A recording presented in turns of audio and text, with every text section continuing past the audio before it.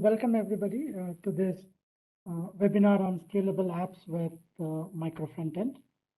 So we at Arita have been working on multiple different or building products for our clients from the scratch, and it presents us as many different problem statements. One, we don't have the many a times when you start off from scratch, you don't have the burden of legacy, and you can really choose different things while building new stuff.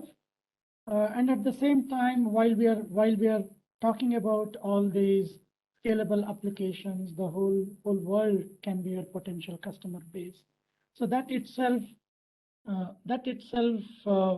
brings in quite a bit of complexities as you try to build software.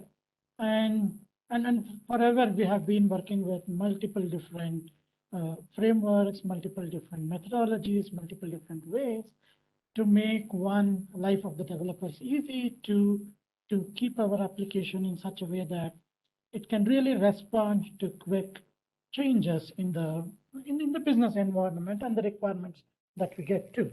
So today's discussion is also on one such area, wherein we talk about scalable apps with Microfrontend, and through this, So we will try to understand what is the need for Microfrontend today, and what ground rules should a Microfrontend architecture put in, and what architectural guidelines should also be followed while trying to build it. We'll deliberate on a few points there. And in the UI, what is the general challenge that we get while trying to work with? At the end of it, I will also take you through a code walkthrough about how you would end up setting up a Microfrontend environment, and then how do you start building on it. So there we will also talk about key technology points that will be necessary for us to build, to prepare ourselves to build Microfrontends, right? So now to start with, what was, I think all of us know about this. The methodology itself was somebody would give us a requirement document, and from there we would start building, and the deployment environments were also much simpler than what we have. So we would deploy code in server. Many a times it is the server piece that also emits out the UI, and it also does the backend connectivity. So case in point or servlets that actually did that, and even PHP for that matter. And then we would have things shown up on a browser. Right? So those were simple days. But from there, we have come a long way in which the applications are basically deployed. And just to bring those points out, so now we have multiple services talking to one another. We have serverless architecture that comes into picture. We deploy our services as if they are from different systems. And we also talk to NoSQL databases. We talk to a set of databases, even in not just one particular database. And also the way we deploy itself has changed. So we have Git, and then Git or any other distributed source version control. And you have some kind of a code pipeline or Jenkins that comes in, takes the code, and then deploys the code. And then why all this, and then what has also prompted all these changes in technology is one, the emergence of internet. As I told earlier, the whole world is your potential customer base. For many such applications, those are true. Second, the virtualization and the cloud environment coming in, wherein bringing up servers have really become a breeze. And the third one, the change in the way software itself is being built from a regular requirement document to we are in more agile setups, wherein so tasks come in every day, and then you have the ability to steer the ship on a day-to-day basis, and then you start developing your whole software. So all these changes, Agile coming into picture, microservices, distributed databases, having deployments, serverless deployments, automatic CI/CD, and all that is basically geared towards making the whole activity of software development more agile, more scalable. Agile as in how does it respond to change at a very, very high level, and then more scalable as in, so what if my customer base grows exponentially overnight due to some marketing activity? Am I still ready to handle that kind of a load. And when the systems are operating at that scale, so what liberties do I have to change my system? Right? So that's where that's the world we are currently in, and to see there, so to help in that scalability, to help in that process of developing software, so databases have become NoSQL databases, which were just uh, not SQL to not only SQL. So databases have evolved a lot.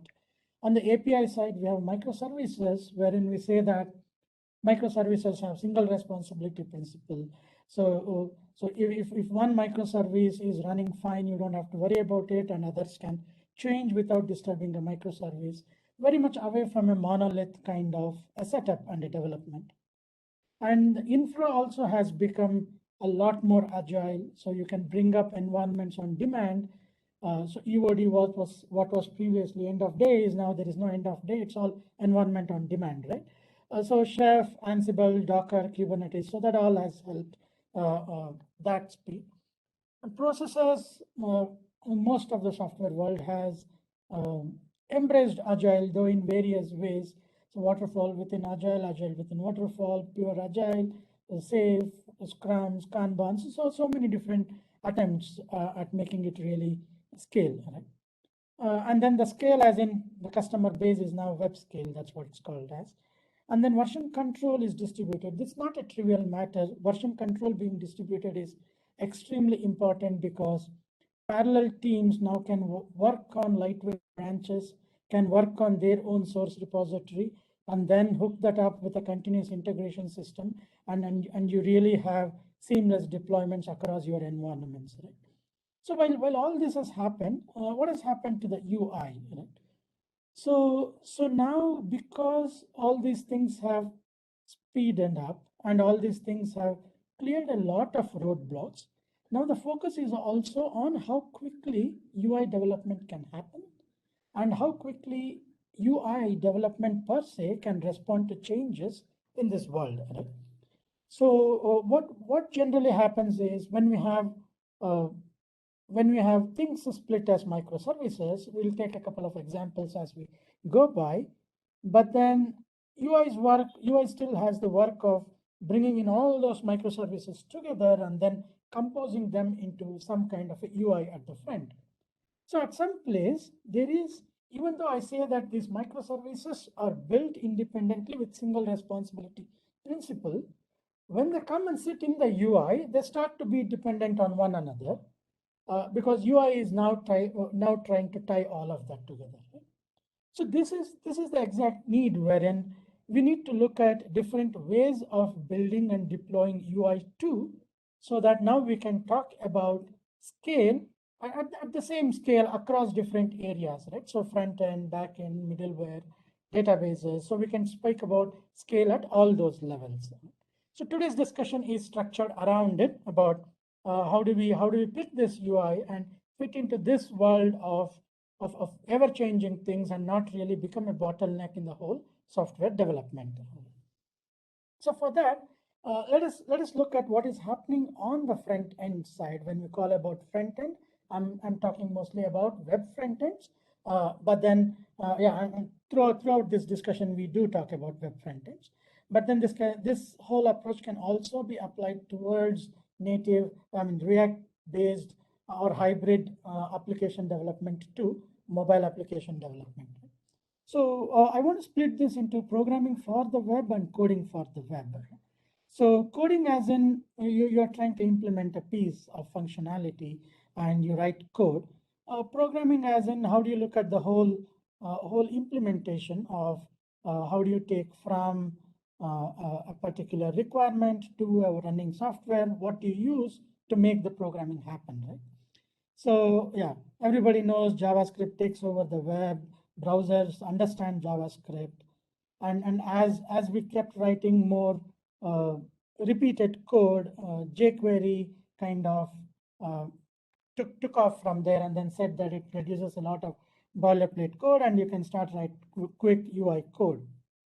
And from there, a lot of multiple frameworks got a good look in. Backbone, Knockout. There were many attempts throughout the UI building.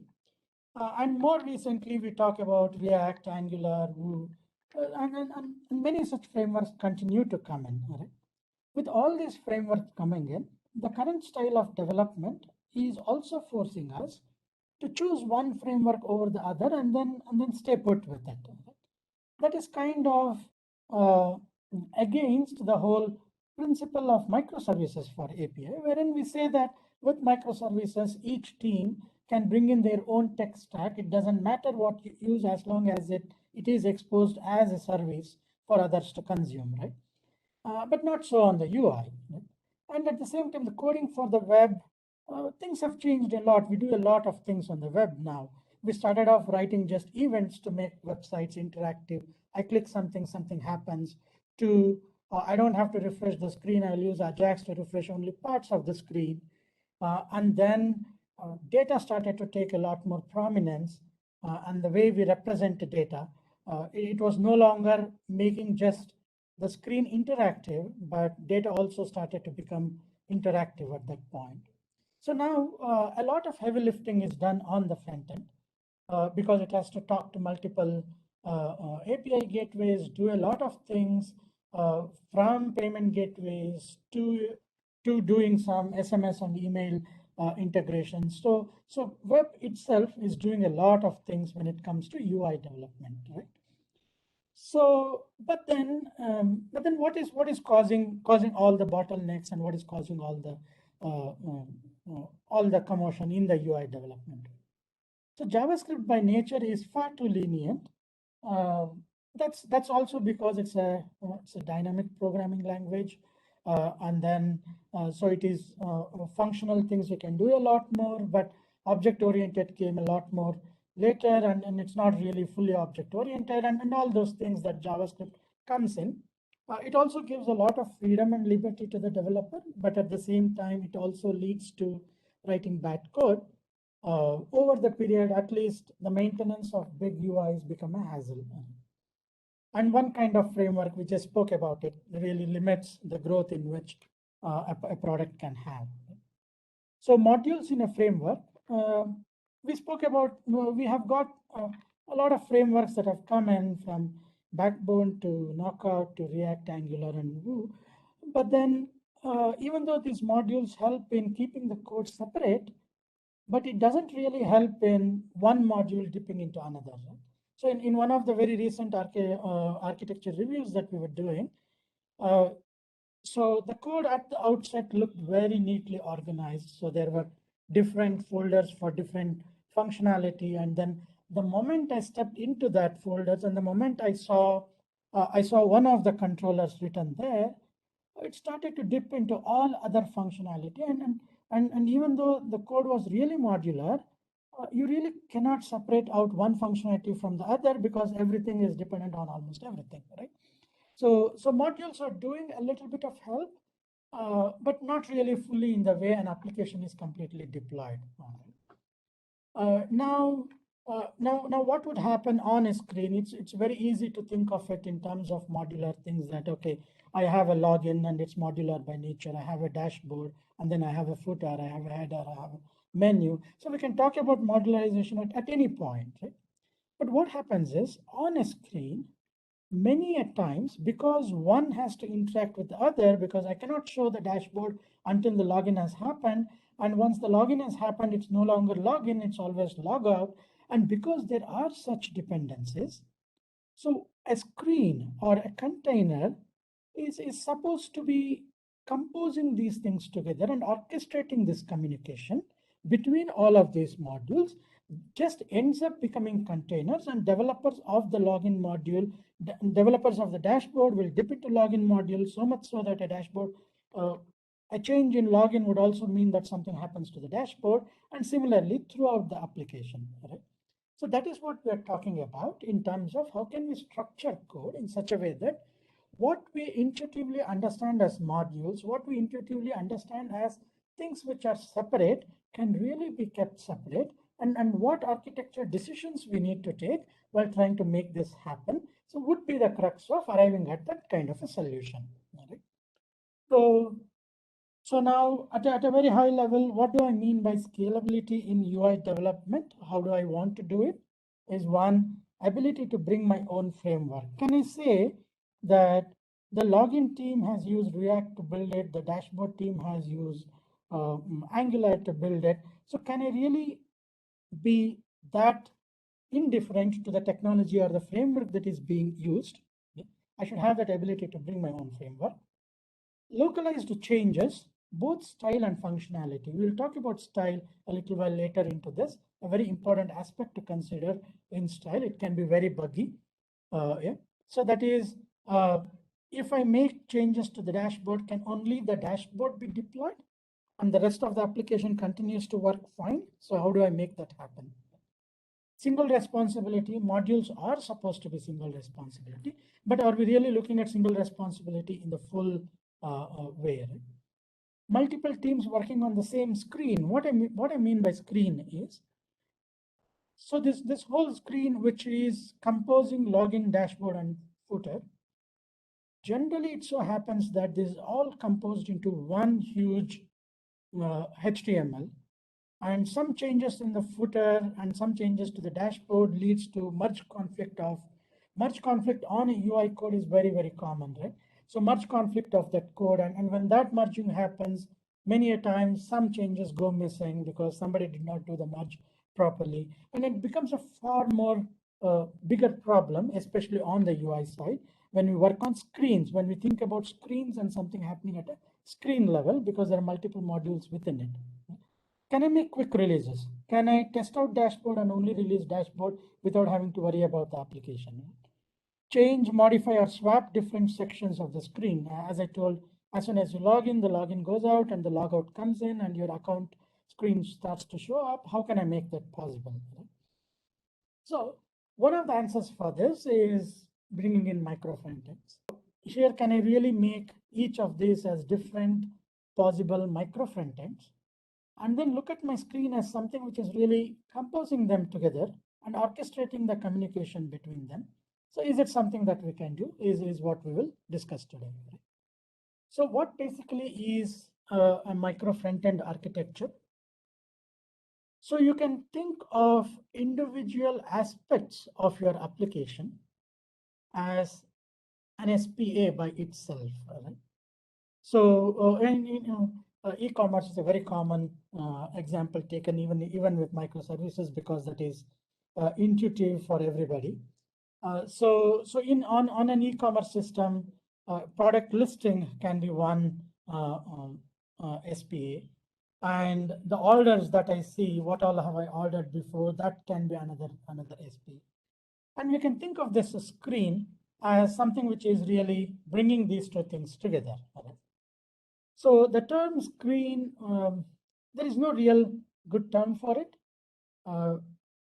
Few people refer to it as screens, few people refer to it as an app, a few people refer to it as a container, but whatever we bring in, the terminology we are talking about is something which actually brings in multiple different child components together, and I can make it at any different level that is possible for me, right?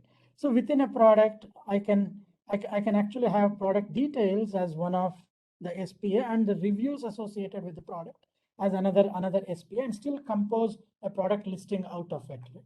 So it doesn't matter what term we use, but we are only talking about something which brings multiple things together. Right? So a key consideration in making this happen is these child components. So this is one of the most important aspects to break that whole communication mismanagement in the UI building, wherein we spoke about. So one child component to another, one SPA to another, it should not really communicate, it should not communicate with one another. That will lead to tight coupling of it. We don't want that to happen. Then how do they talk to one another? It just talks through the backend APIs, or screen also has a way to do some things. We'll talk about it. So either it talks through the screen, wherein the screen or the holder, the container that we speak of, holds these things and manages that communication, or we just speak with the backend APIs separately and then deal with those things separately, right?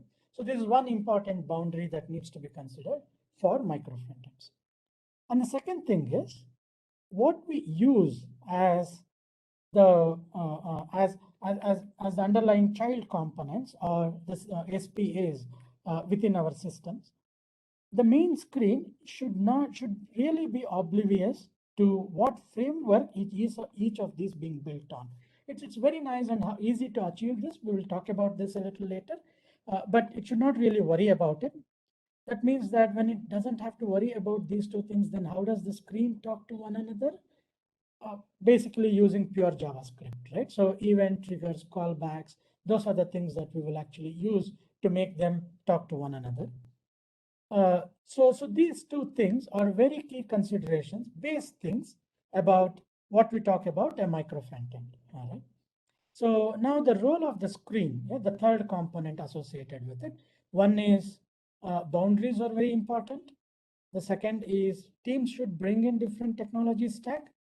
And the third is the role of the screen is to bring and bind different SPAs and manage the communication between these SPAs. All right.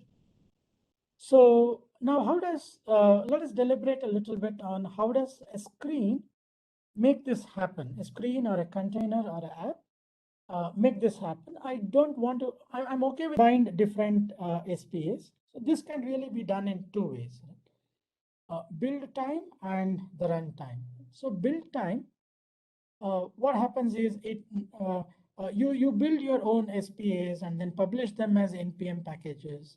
And then you install these NPM packages as dependencies and then output one bundle that has all the code. Right? So this is one way of doing it. And then the second one would be a runtime binding, wherein the screen actually goes in search and loads the necessary SPA after the screen actually loads. So that means that my product listing SPA and the orders SPA that we looked at in the previous should really be hosted separately. And then all that it does is basically take that on board and then work with it. The container loads, and when the user navigates to product listing.js or orders.js, that is when he sees that SPA coming into picture, right? So with these two things, two different things, here we build it and deploy it. Here at the runtime, this thing happens. So what do you think might be the advantages or disadvantages of the above systems? When do you think build time is better than runtime or runtime is better than build time? Runtime is faster for composing. Actually, I would disagree. I don't know what you meant by composing, but yeah, your build times will be shorter when you are using a runtime. But then when it is actually running, it takes a little bit of an extra time than the build time, because in build time all the code is co-located and it's all already there, right? But then the times of when you use a build time binding, it takes a longer time for you to finish your builds because it has to now bring in all those npm packages together and then build the code, right? Okay, so that can be one of the considerations. Runtime gives the flexibility to change as needed. Very, very important. So here one of the main things is this product listing, because I'm referring to it as one of the hosted solutions. So the product listing team can go ahead, and because of one of the tenets of the microfrontends, I know that nobody is directly talking to product listing. I can go in and change product listing, and then it automatically starts to show. Good and bad of it. I may not be ready to take those changes, but it still comes to our application.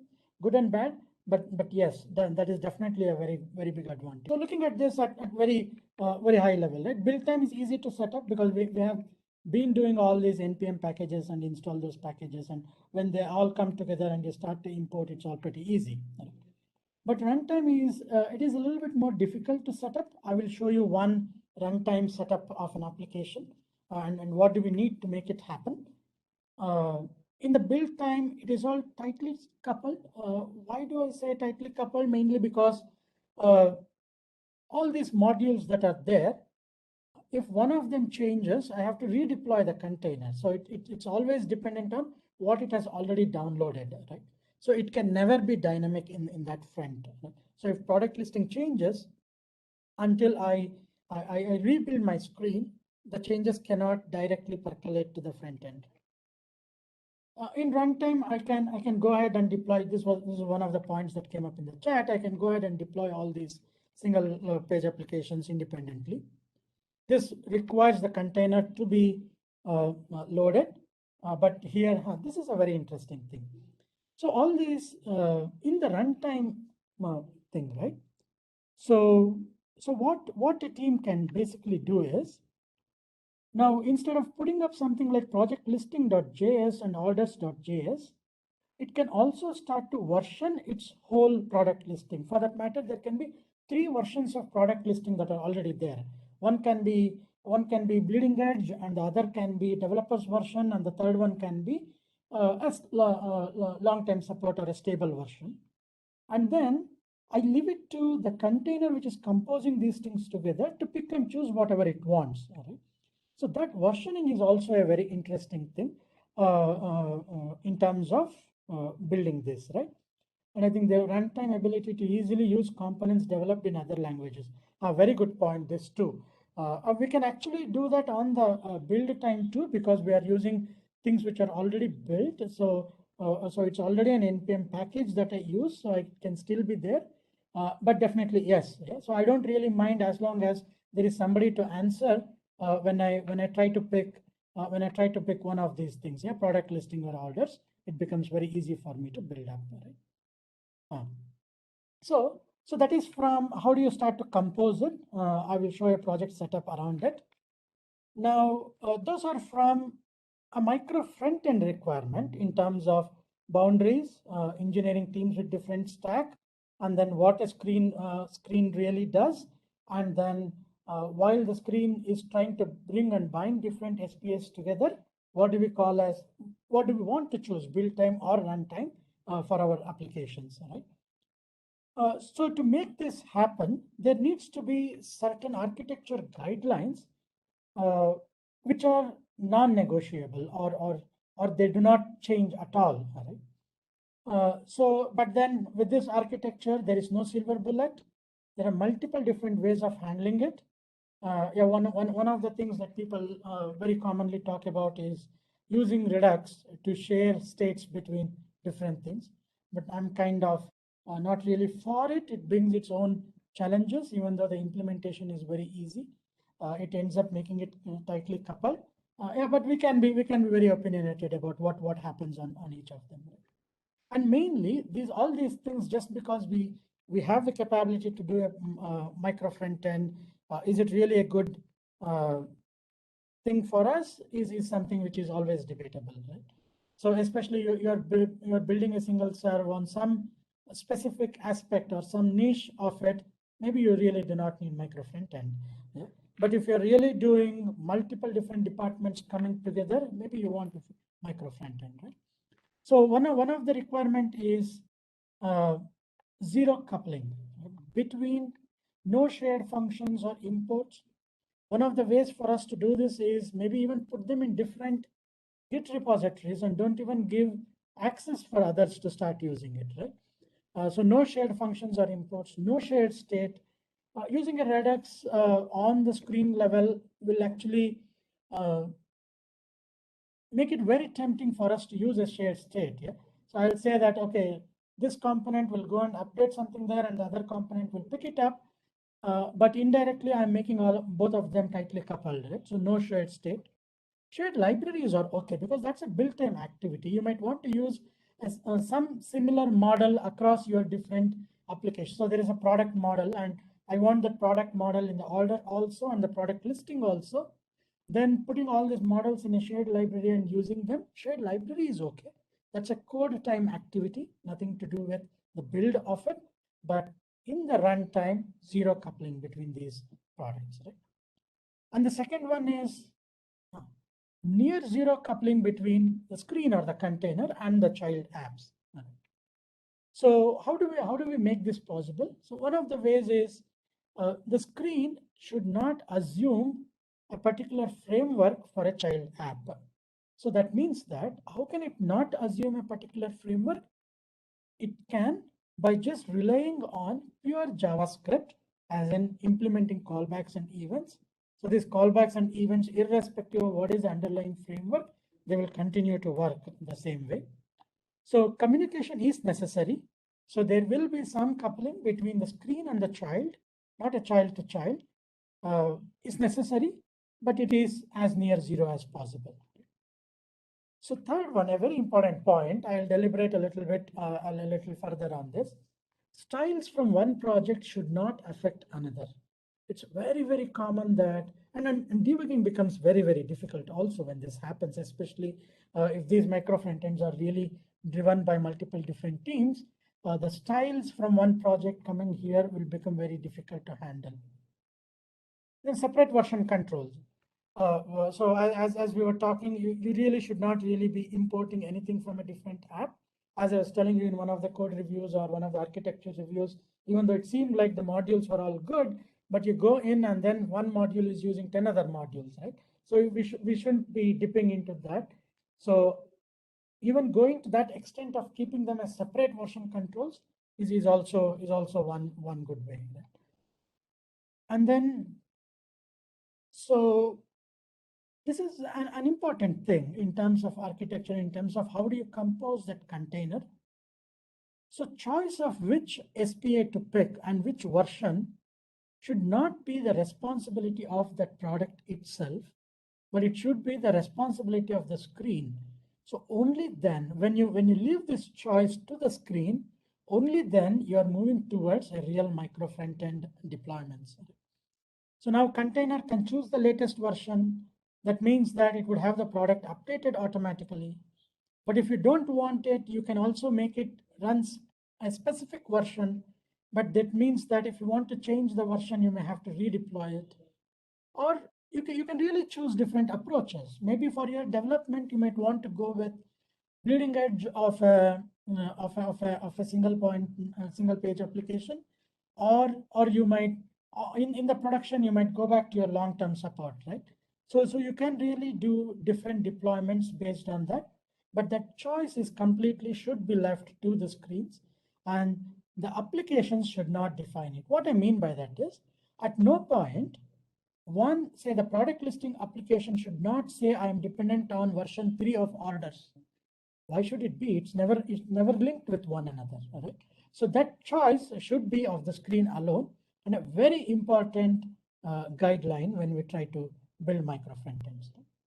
So one of the technical challenges, there are many technical challenges. I'll also talk about a couple more in what can cause that kind of a technical challenge. Is one with, especially with CSS, very hard to debug. Okay, so we went ahead, we spoke about different things, and then we went ahead and then we built it really independent of one another. And then I'm completely confident that one of my SPA is completely different from another SPA. But then once I deploy, we will be in for a surprise, right? So let me take a very, very simple example to make this happen. I mean, to bring this to the fore. So when I load the SPA1, and maybe for the heading of it, I've really chosen black as the color, or I have not even changed anything.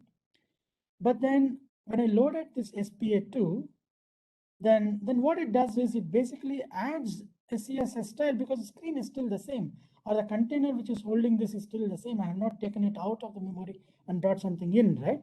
So there is no real screen refresh that has happened. So it's the same screen, and if this adds a color of FF800 to say H1, it directly changes. And you come back to the SPA1 through some button or some switch, and you're in for a surprise wherein the SPA1's heading also has changed to orange. You have no idea what SPA2 was doing because that's completely built by a different team, but it is your CSS that has gone for a toss, right?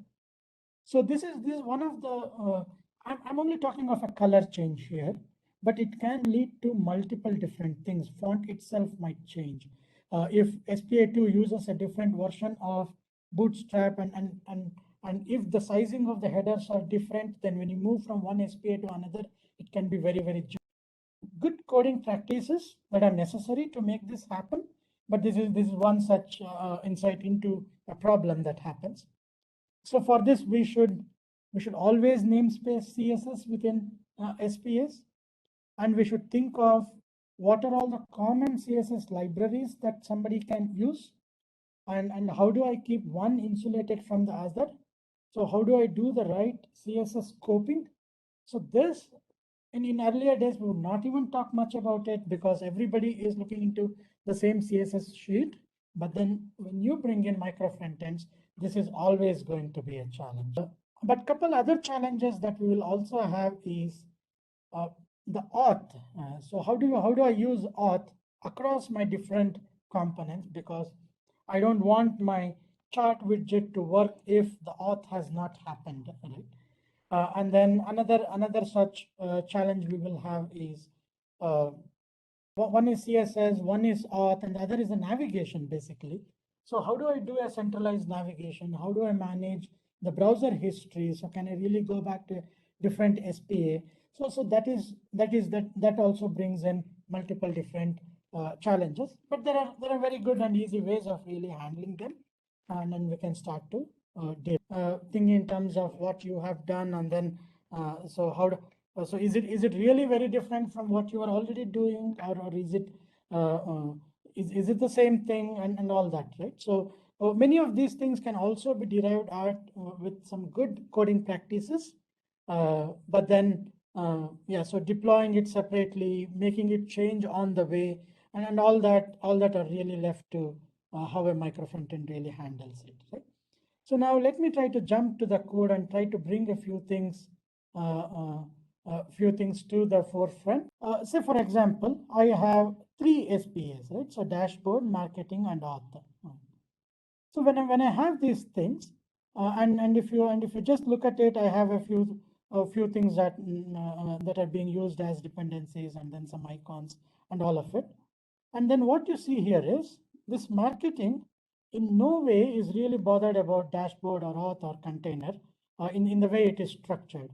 So for that matter, I can really go ahead and run this whole marketing as an application by itself.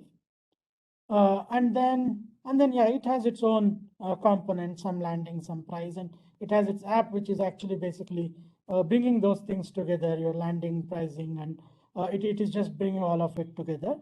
And this is a self-contained app by itself. Similar is the case with the dashboard. So I have a similar kind of setup.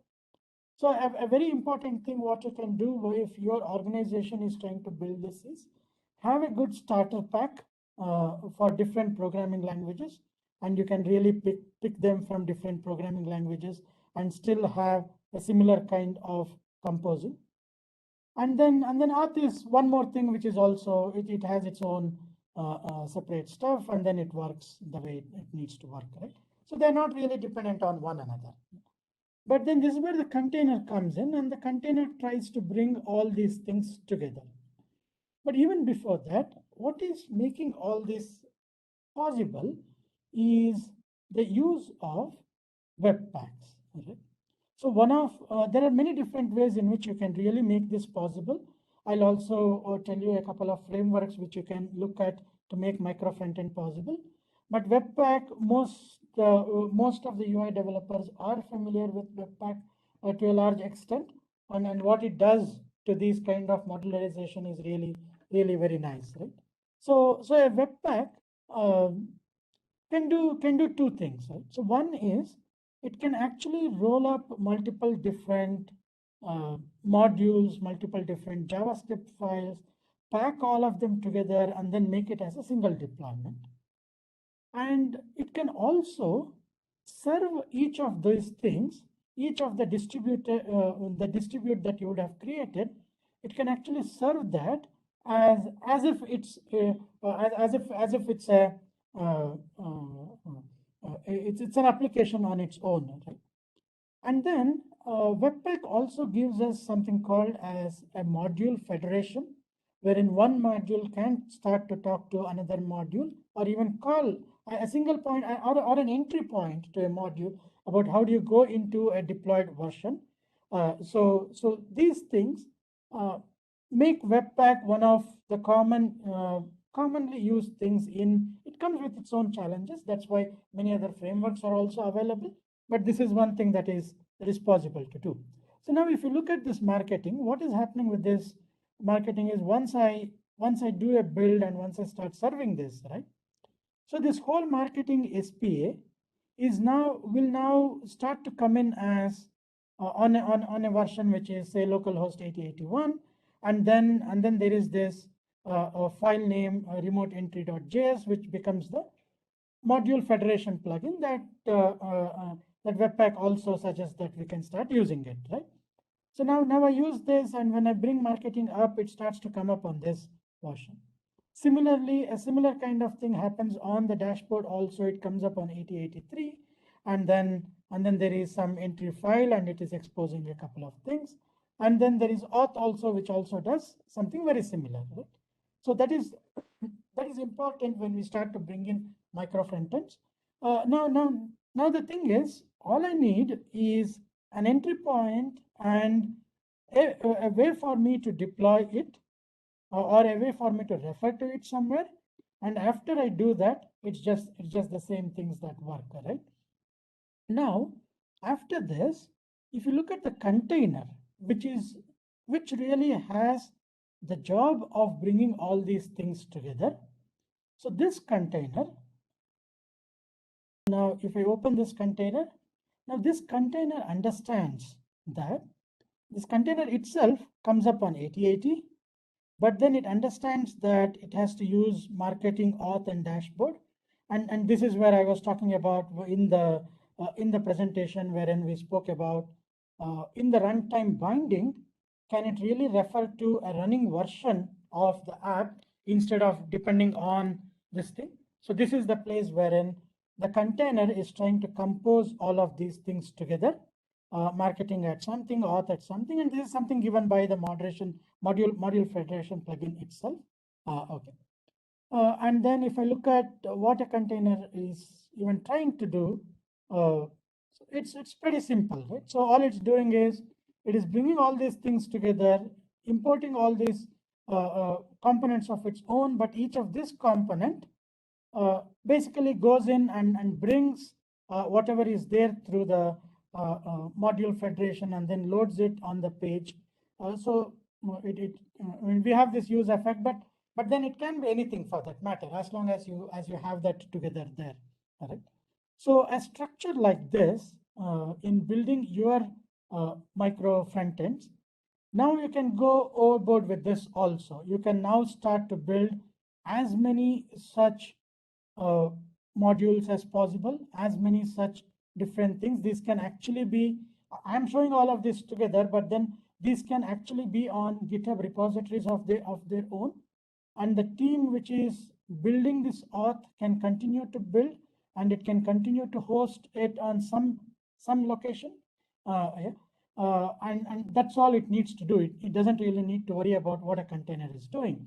So the views would generally be now, if I work on the marketing thing, I won't see any of these three things. All I'm seeing from my Git repository, or when somebody gives me access to my Git repository, is this marketing module only. I go in, I put in my own code that I want. I only worry about my landing page and what I need to use. And because I don't even have access to any other Git repository, there is no way I'm really dipping into some other thing. So what you really see here is at no place in this code, marketing will really talk to dashboard, or any module for that matter will start to work with it, right? So now once I do this, and then what happens, and this gets deployed on many different things, and the team which is working on the container, they really don't worry about the code of auth, dashboard, and marketing. All they worry about is how do I bring it together, how do I compose it into my application, and then how do I start to use this application throughout my throughout the different components that I have, right? So a structure like this is a good starting point for us to start building all these different micro front ends. All right. So what I will do as a part of this webinar that I have here is I will share this setup. You can bring that setup on your systems and then play around with how does all this module federation work, and then how does all the dependencies work. And that is why I have also mentioned the right dependencies that are necessary so that it should just start working for you. Just go and do an npm install on each of this, deploy it as a dev version, and then it should start to work, right? So the whole structure is, so all the common things are in common when it comes to the webpack. And then I have a dev config and a prod config. Right, so a prod config, I think we should take that up as a different discussion, because when we try to put this on AWS for that matter, or Azure for that matter, now how do I worry about this federation on an Azure setup, on an AWS setup? How do I start to put these things as different setups? So should I bring them up as lambdas, or will I get my own servers? Do I need my own servers, or can I just keep them on some S3 and then start consuming it? We will have that follow-up discussion on this too, about how do we deploy a production version of it. But you can really start off with this. And then you can play around with and also check in this code about how is this auth being used used by the container, so that only after the auth is successful, how does it go and talk to other other objects like marketing and things. And at places here I have used the faker object, so there is no real need of a server running, so it can just use those faker objects and then try to work with it. A good starting point for our application to build on. And then what I also have done is chosen different programming languages also. I mean, sorry, frameworks also for each of this. So I think you will find that interesting. That what is working on React and what is working on Vue and what is working on what does the container use versus what does the dashboard use. So just to give that idea, you don't really, even if you're not working on those frameworks, it doesn't matter. As I told you in one of these things, the actual implementation of this should not really be a problem, right? So a few years down the line, when React has come and done its job and even dead, people will not really worry about what is happening in this module as long as it's working fine. And all you need to worry about is how is this composition being done. So that way the choice of the framework for the screen will also be important. So this one, which is composing all of it together, should I go ahead and do it as a regular plain JavaScript, or will I build it on one of these frameworks, is also a requirement driven discussion for you to start working on this Microfrontends, right? So yeah. Now further to this, the next point of discussion, or the next level of how do I start to bring in my application would be the good thing about this is I don't really have to wait for from the scratch implementation for me to start doing this Microfrontends. What I can start doing is whatever application that I currently have, let that be. Because that application itself, I can start to think of as a Microfrontend, even though it can be a bigger one. But then I go in, and that would be a good exercise too. I go in and build a container on the top of it, which starts to compose my existing application. And then any new requirement that we start to get, or any new features that we start to get, can I start plugging that in, right? So that way, it's pretty easy for us to start to go on the Microfrontend journey. And we really need not wait for, I have a legacy application. People don't allow me to change all of these things. It's already too huge. I cannot really layer them out, and then I cannot really split them into a Microfrontend. Not needed. Let that continue to work as an application of its own, and then bring in things like this, right? So this is one way in which we can bring in Microfrontend. I used the example of a Webpack that is trying to compose these things together. But there are many different ways. One is you can use frames, iframes, all right, to start showing these applications. But then once you have an iframe, the communication between iframes are really very, very difficult. And at that point, what we need to do is we need to bring in some kind of event bus, which works at a window object level. And then these we can start to interact with these frames through that event bus, and then you start to collaborate. That is extremely helpful.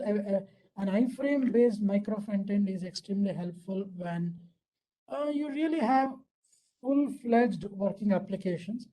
Say, do I want to do a portal where in one part I've already logged in on Facebook, I've already logged in on LinkedIn, and another part is my application, and I'm working on all of them together. So those kind of truly different systems, when you want to bring them together, an iframe based approach would be a good thing to do. And then if you don't like Webpacks for whatever, it has its own pluses and minuses too, but it's been there for quite a long time, and then also has found usage in multiple frameworks that are being built. And so Webpack is here to stay. But if you do not want to use Webpack, then there are many other frameworks. Spiral is one such a framework which is helping to do micro frontends differently.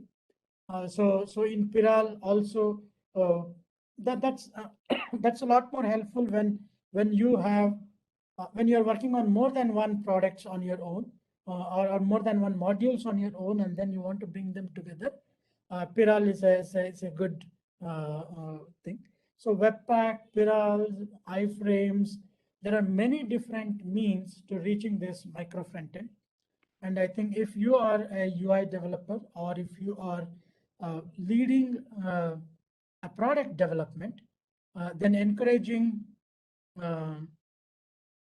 then encouraging your team to start building these things as micro frontends would be something an important of a journey for us to go. All right.